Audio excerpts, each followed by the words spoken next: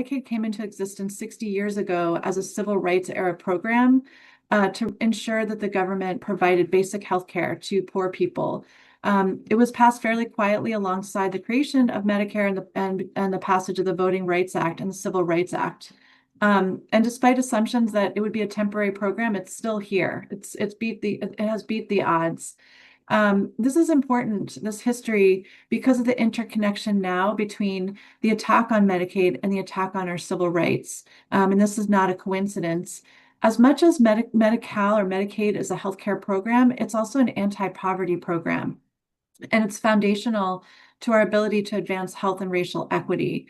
Healthcare is very expensive and a key driver of personal bankruptcy, particularly in a state like California where the cost of living is so high.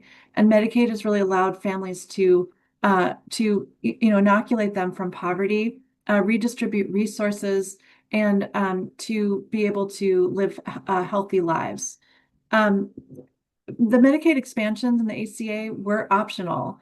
And yet, and there's a reason. And many states, that chose not to provide those expansions have seen, much higher rates of inequities in communities of color. But California is not one of those states. We understood the assignment. We expanded the ACA. We've never looked back.